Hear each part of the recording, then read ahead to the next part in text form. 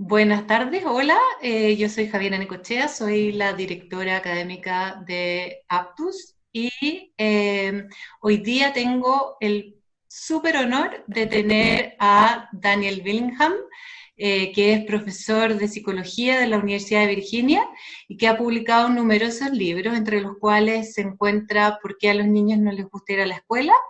Y ahora el nuevo libro que hemos traducido en Aptus, que es La mente lectora.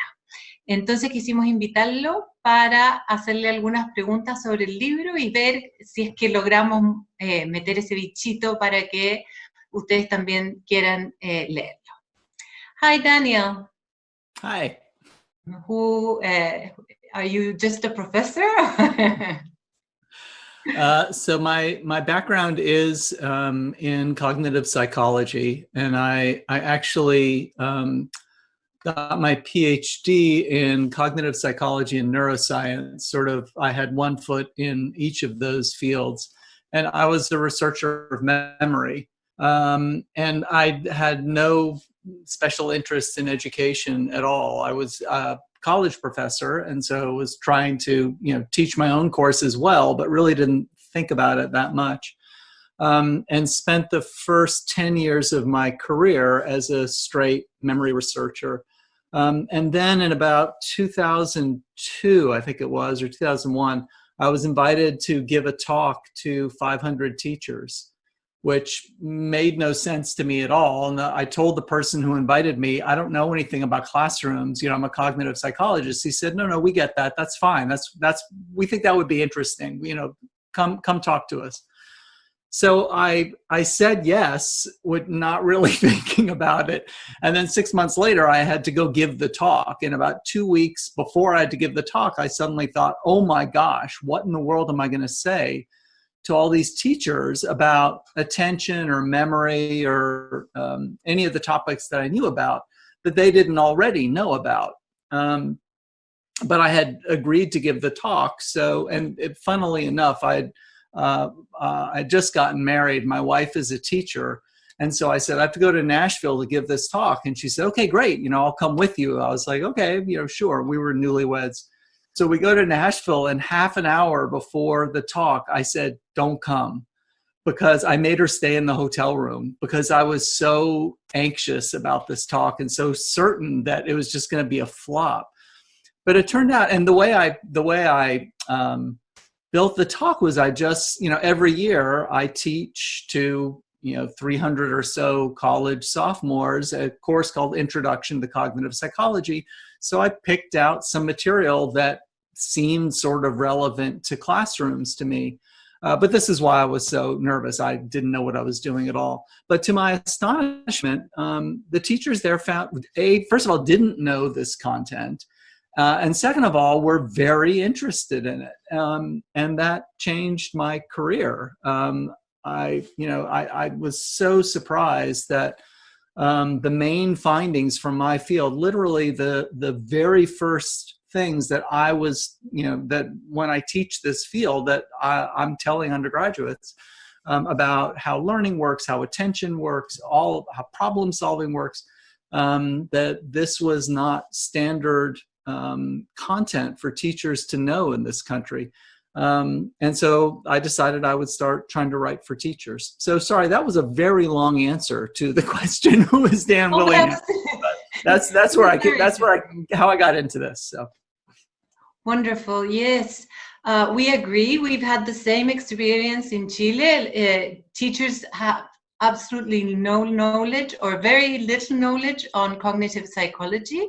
Mm-hmm. And it is actually very mind-blowing as as our UK friends would say. Yes. That we've had quite a very big audience on all these topics. And so you wrote this book about the one we were going to talk about, which is como la mente lectora, the reading brain.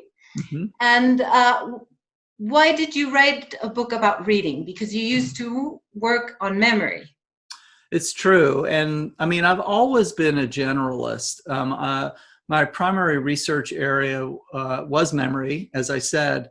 But I had written an introduction to cognitive psychology textbook before I ever got interested in education, in the late 90s, I think, because I was always interested in sort of the big picture of the field. So I did always have broad interest.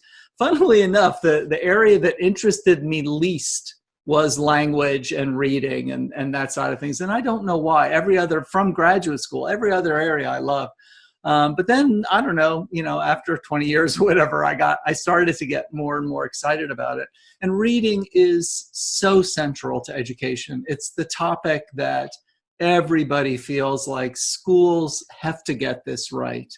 And so the first book about reading I wrote actually was not The Reading Mind, but was Raising Kids Who Read, which is a book for parents. And it's also sort of half for parents and half for teachers. And the way, so there's a lot of advice in that book. I mean, the title is Raising Kids Who Read. So it's all about the basic idea of the book is if you survey parents and ask them if they like the idea that their children will grow up to be readers in their leisure time, you get very, very high proportion of parents saying, yes, I love that idea. But we all know most adults are not readers. And so I pose the question, what do we know about motivation? What do we know about reading? What do we know about attitudes towards reading that might help parents raise kids who read? So what happened with where the Reading Mind came from was the way I started writing Raising Kids Who Read was the first part of the book was science, and then the second part of the book was advice about how to put the science to work. About, I don't know, 15 or 20 people read that version of the manuscript, and they said, well, once you got past the science, it's a pretty interesting book. They really didn't like the science part very much. So I greatly reduced the amount of science, and I also sort of interspersed it through the book so you don't get hit in the head with all the science before you get to the advice. And so then I had all this science of reading content that I hadn't used. And so I went to my publisher and I said, I think this might be sort of interesting as a standalone book, just the science part. And my intention actually was that it would be sort of a textbook in a school of education for future teachers, probably like an extra, an auxiliary textbook that could fit with a lot of reading courses. So that's how I came to write that book. It was leftover material, really. Well, we think it's central material. So well, I love that. I agree. And it's not a book about pedagogy, is it? It's really not. No, it's it doesn't tell you how to teach reading, and that's very plain up front. And it's not really about the process of kids learning to read. The book is about what's happening in the mind of someone who is a successful reader. So the sort of little framing for the book is and I think it's on the very first page, I say, okay, so I'm on an airplane, I'm reading my Kindle, and then there's just a little passage from a novel. And then I say, so the rest of the book is describing what happened when I comprehended those 43 words. It takes the rest of the book to explain what's happening, which sounds really boring, but I promise your audience it's actually absolutely fascinating. You're gonna love it. You're gonna want to buy 2 copies of the book. That was actually the most challenging part of the book to translate. Oh, I bet it was. Yeah, very specific. That's right. Yes, no, because literature, is very hard, and the whole turning of the wheel in the safe box was right. very difficult to convey. So we know that part very well. Yeah.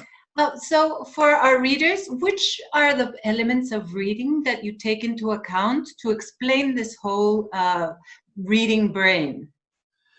So I think the simplest way to think about it is that there are really 2 parts to reading, and then after that you can start to break it down. there's going from print on the page to words in the mind. And that's usually called decoding. And then within decoding, there's more than one process there. But just simply thinking of it that way as a starting point is a good idea. How do I figure out what those marks on the page are and get to meaning of individual words in the mind? And then separate from that is comprehension. And comprehension, a useful way to think about comprehension is that there's enormous overlap between reading comprehension and listening comprehension. So if you think of it as that first part, decoding is really a version of sort of talking to yourself. Once you go from print on the page to words in the mind, what happens after that is not that different than what would happen in the mind if someone were reading the book aloud to you and you were just listening. The comprehension processes are very similar. Now, there's not perfect overlap because, just for example, when I'm listening, I don't control the pace. If you're reading aloud to me, you're controlling the pace. And I don't have the option of going backwards if you're reading aloud to me. So there are definitely differences, but at a very rough cut, thinking of it that way, I find useful. So fluency would be something quite important in reading, so that when I hear myself while I'm reading, it's a fluent process.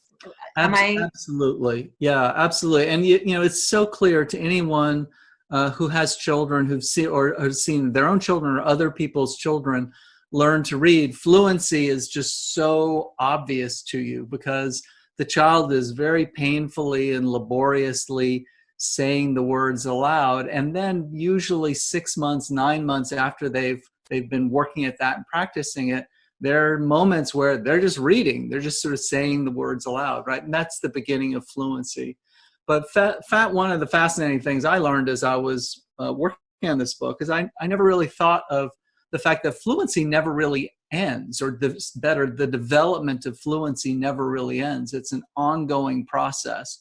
And it becomes, it's very dramatic at the beginning because you have this huge increase in speed.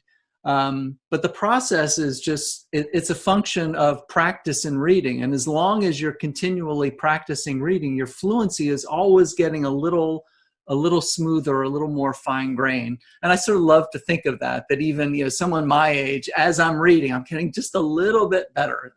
It's encouraging in some way. Yeah, especially when you hit that unknown word you've never read before, and in English, because in Spanish we have a transparent language, it's easier. But when you hit a word in English that you've never seen before, it takes a few rounds to get it to read it fluently. So that's a very interesting question for me to you. So in Spanish, if you have a very long word, if you have, I've noticed it a lot with all of the news recently. For some reason, there are a lot of new people in the news who have very, very long names, and they're unfamiliar to me. And so I find myself sort of very slowly sounding them out. Now, do you find that in Spanish, when you have even a very long word, it's still very rapid to decode it? Mm-hmm. It is. It's faster than in English, definitely. Yes. Okay. But is that because your Spanish is better than your English, or do you think that's a difference between the languages? No, I actually am a very good subject to study because I read better in English than in Spanish. Oh, okay. I learned how to read in English first, then Spanish. Okay. And in Spanish, unknown words are much easier to decode because you have no choices. You know that it's going to sound that way. Right. In English, it could sound this way, or it could sound that way, so it's harder. So this is another really interesting thing that I don't think I knew this before I was working on this book, is that English is very almost famous for how complex the mapping is between what's on the page and the corresponding sounds. And it's, of course, a product of the English language, started from Old German to Old English, then had lots of influences of French, had influences of Greek and Latinate words at one point. So we've got this jumble, And but the spelling conventions from each language were retained. New words would come in, and they wouldn't change the spelling. But what's interesting is when people have analyzed the relationship between letter groups and sounds, there's actually more consistency than there first appears, but the consistency is contextual. So GH, for example, is I think one of the examples I use in the books. GH can sometimes be silent, and it can sometimes be a hard G, but it depends on its position in the word. So context matters. You can't just look at a letter group like GH and know what it is, but if you know where it appears in the word, then you're with a few exceptions, you're going to know how to pronounce it. Well, in Spanish, you don't have that problem. It will always sound the same, except of the C and the Q, just a few letters but they always function in the same way. So is there a sense, let me just ask you follow up a little bit about this. So do then teachers view the teaching of reading as pretty straightforward? Like the process of decoding, really not a big problem? Well, that touches on my next question, but yes, it's pretty straightforward, but there is still resistance to teach the letter sound relationship explicitly. Really? Yeah. It's absurd, because if you do it, you'll have children reading in 6 months, and then the next 6 months you have them working on the more complex sounds like tr and pl, and but just in 7 or 8 months you can have a child with all the knowledge he or she needs to learn how to read any word, which is not the case in English. Okay. So why is there the resistance? I think it's an inheritance of what you've been, the reading wars. They were also, we also got something of that. And because there's this view that reading should be natural, and we know it's not, but teachers still find that it might be something natural, like speaking. So they think that teaching the explicit word sound to letter relationship is boring and is not challenging enough. Right. And we know it is challenging. It is very challenging. And maybe you could explain a bit why it is so challenging. Well, I mean, I would not disagree that it can be boring. I mean, it's, and this is why you want, this is where the skill of a teacher comes in, that teachers need to have lots of different ways to encourage practice of these grapheme phoneme correspondences. They need to show a lot of enthusiasm. You need to do it in relatively short bursts, so that it's not sort of, drilling with worksheets for long periods of time. I think all of those are valid concerns. But, and also to be clear, I mean, this is teaching phonic relationship. This is not a literacy program. This is part of a literacy program. It's not all there is, right? You still want great literature. You want read alouds. You want children speaking. You want children listening. You want children writing once they're able to write.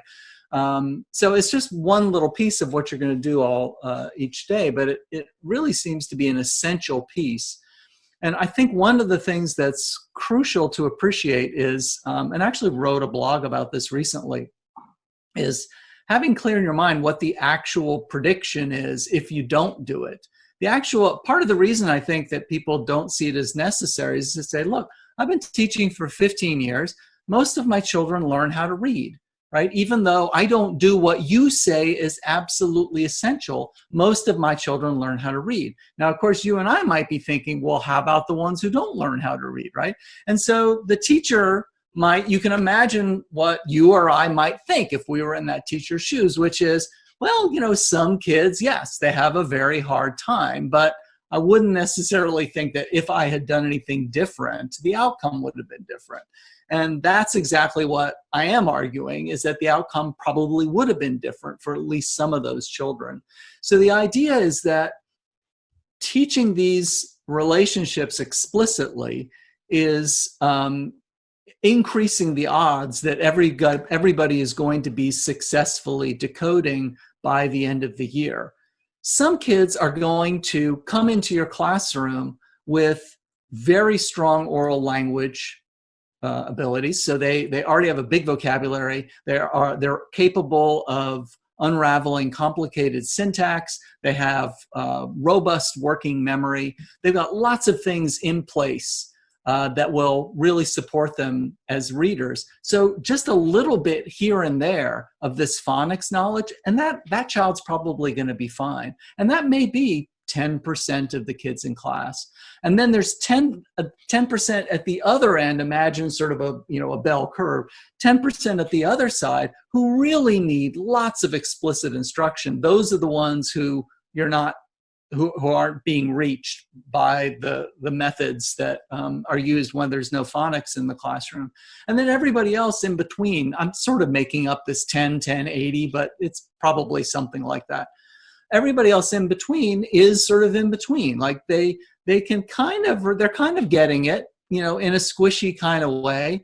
But if they had more support and more direct instruction, they would get there a lot faster. They'd be decoding a lot more quickly. So this is, I think, a really important aspect in the reading wars is being clear about when people like me are advocating for phonics instruction, what we really think that means for kids. We think it's vital for about 10%, 15% of kids, and then it will really help another 60 or 70% of kids. And then, there's some kids at the top of the distribution who they're going to learn to read almost no matter what you do. Exactly. So once the children have acquired the letter-sound relationship and are reading mom a bit fluently, what is the next step? What is the next component that is so important for reading comprehension?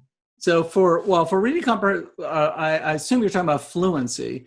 And so the next step that happens once kids are able to decode by sound with increasing practice, and we talked about this a little bit a moment ago, what you see behaviorally is this rapid increase in speed and in smoothness of reading. And what's happening in the mind is the development of visual representations of words.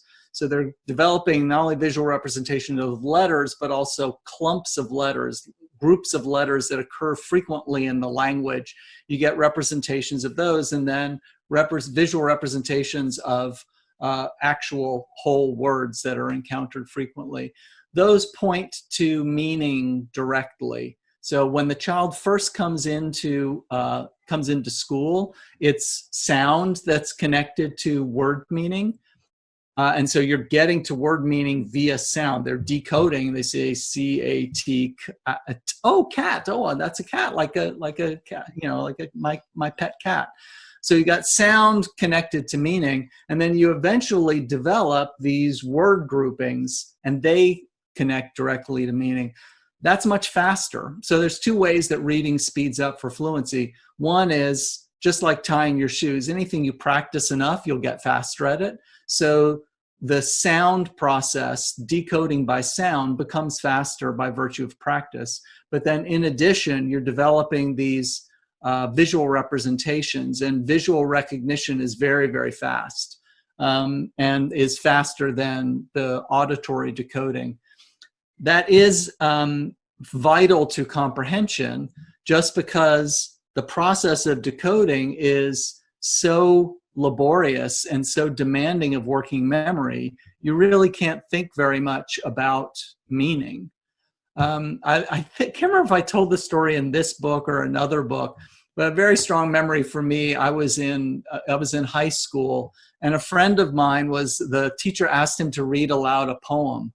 And so he's reading the poem, and we're all, sort of listening. We're in high school. We're not listening that closely, but we're listening. And then the teacher says to my friend who read it aloud, okay, so, what does that poem mean to you? And he said, I was so busy trying not to make mistakes, I wasn't paying any attention to what the poem meant, right? And so, you know, we all sort of, you know, laughed at him, but what happened was very understandable, right? And this is what reading is like for small children all the time. So for my friend, it was anxiety and trying to be perfect. For children, it's just the process of sounding out the words. So fluency, for kids to understand anything, they really need to free working memory space. And the way to do that is by developing fluency. Yes, wonderful. And then the next step, which is something that I've been kind of like OCT about,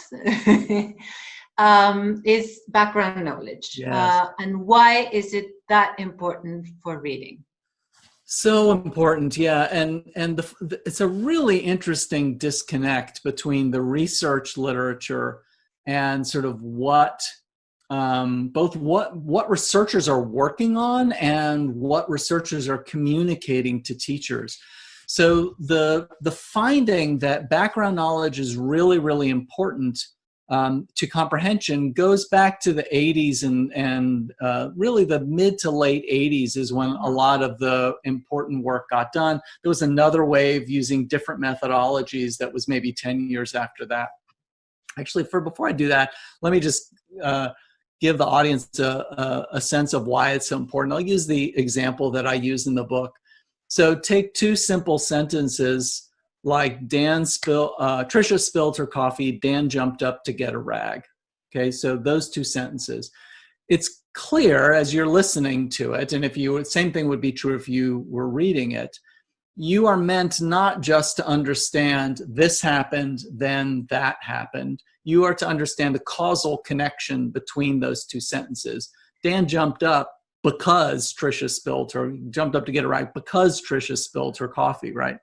So what's striking about this is that in order to make that inference, there's a lot of knowledge you need to have in mind that the author omitted. The author didn't mention spilled coffee makes a mess.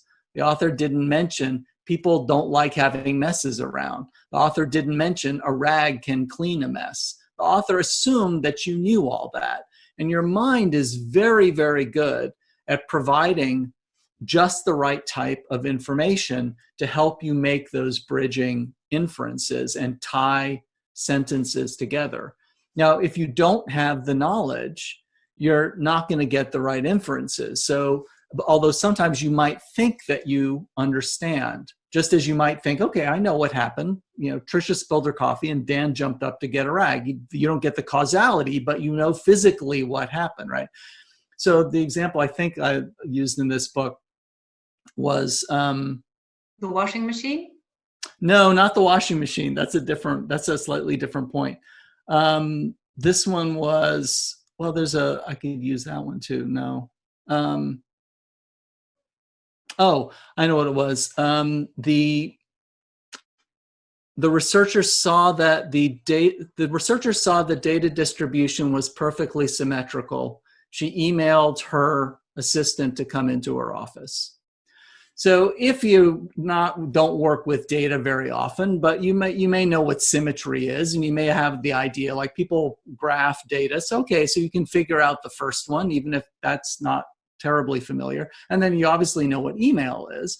And so again, you're like, she did this, and then she did this. And so you feel like you understand what happened. But the author may have intended for you to understand causality. So but in this case, you need to know data distributions are never perfectly symmetrical. There's something wrong with the data. The second thing you would probably need to know is that researchers very seldom enter their own data.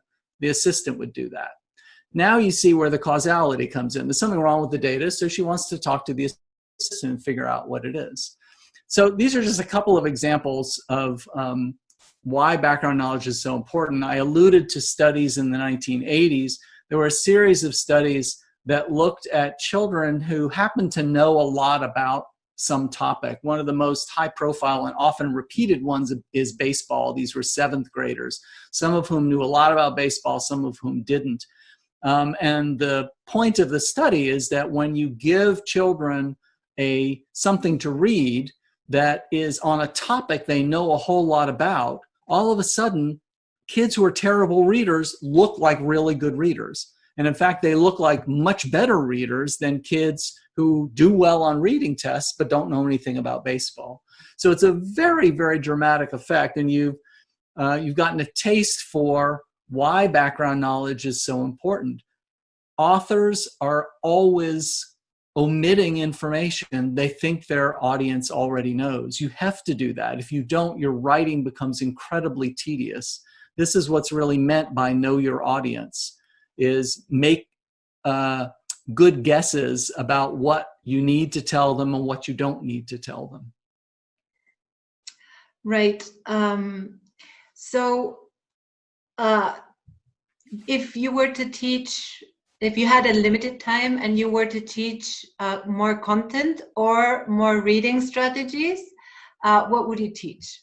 I would mostly teach content. I would do some reading strategy instruction for sure. But the thing about reading strategy instruction is it has to be content free, right? The whole idea is that this is not a strategy to read this particular text. This is a strategy to read that you can apply to any text. So in another article, I use the analogy of getting IKEA furniture. And to put together IKEA furniture, you need the little diagram. You need to know, oh, okay, this is A and it goes into B, right? And that's what reading is like. You know, in order to understand the connection between Trisha spilled her coffee and Dan jumped up to get a rag, the particular content matters. Strategies are something like if you get your IKEA desk or you know, you don't even know what it is. You get your bundle of sticks from IKEA and you pick up the instructions and it says, every now and then stand back and see whether it looks like something that you've seen before. Think about past furniture that you've built and, you know, see if that helps you build this furniture. Now, this is actually not bad advice. It's good advice every now and then when you're building something from IKEA to stand back and say, does this look like what I expect it to look like? But that's not enough. You really need the specifics of this piece goes into that piece. So that's the way I think of strategies. They're very, very general. It's not that they're bad ideas, but they're very general. And the truth is you don't need to practice them all that much. Okay, so thinking about our situation in lockdown, in Chile we haven't had classes since the 15th of March. And we will probably won't have until September if we go back. Right. So children have been reading digitally for some time now, those that have read. Is there a difference between reading on paper and digitally? So the first thing I'll say is that most of the studies that have been conducted have kids would not have been, they haven't been conducted with kids or adults reading from a computer monitor.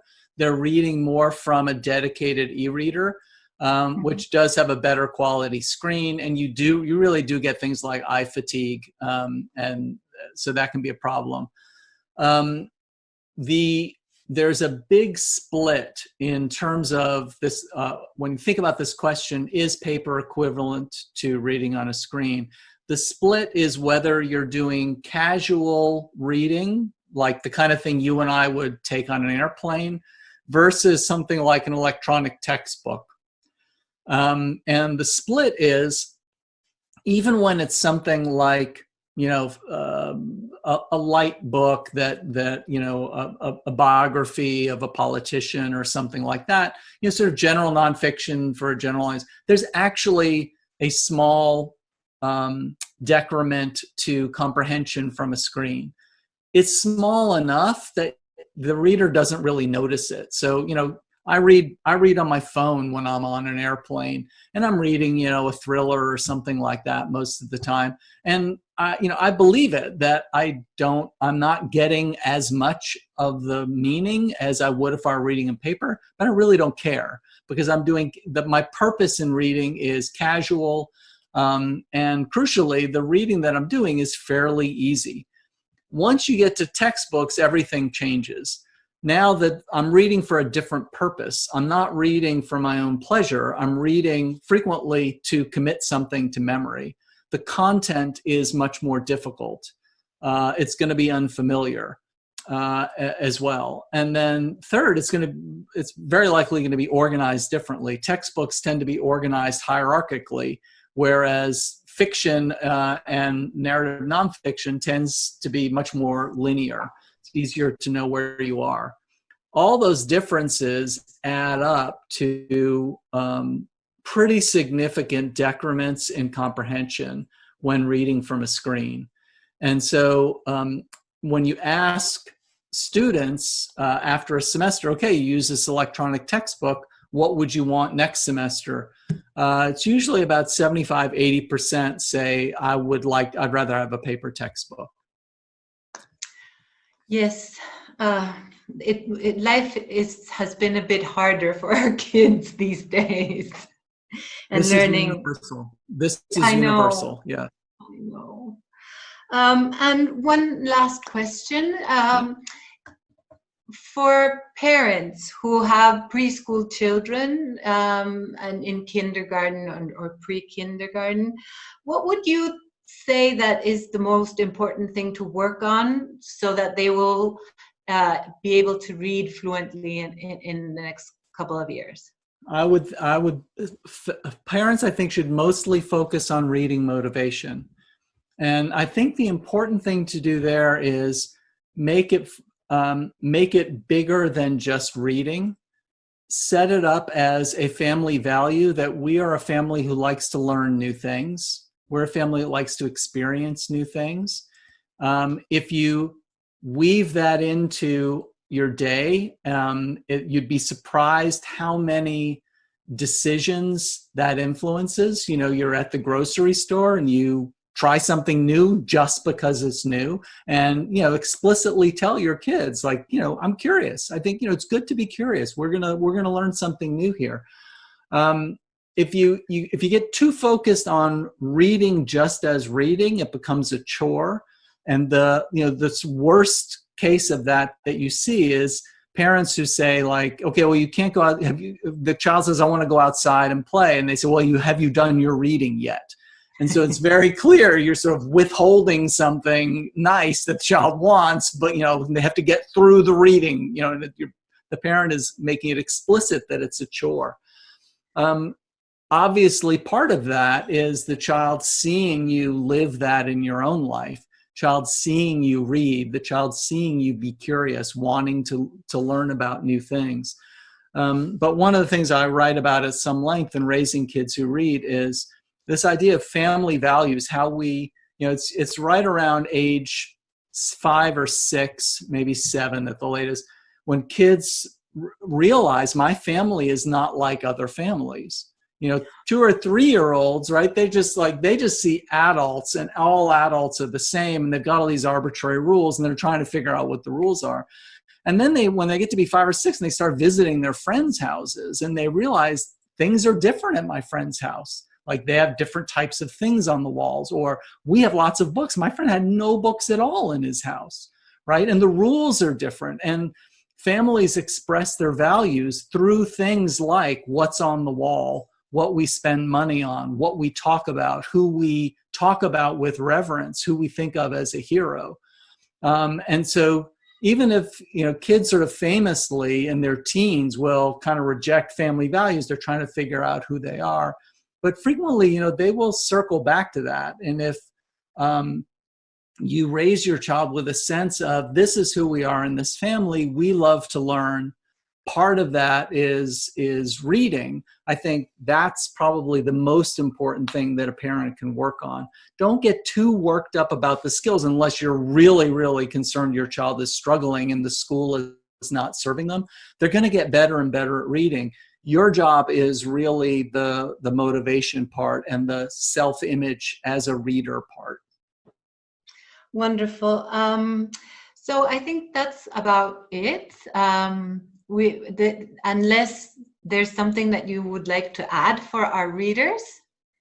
I don't think I'll add anything. It was very kind of you to have me, and I really enjoyed talking with you, and I learned a little bit about Spanish. So that was very exciting for me. It's terrible. I took French, and my kids are taking Spanish now. And so they're constantly talking to one another, and I'm struggling to figure out what's going on. So maybe someday I'll get some rudimentary Spanish. That would be good.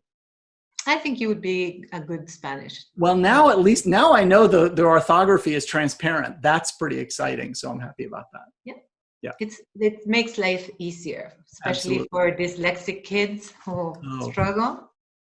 It makes a difference. I can imagine. So, Dan, thank you so much for your time, and I'm sure people will be very motivated to read your book after this.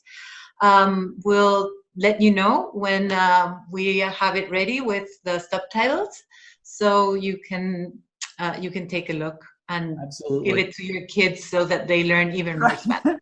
Great idea. I love it. Thank you so much. Okay. Okay. Bye. Bye.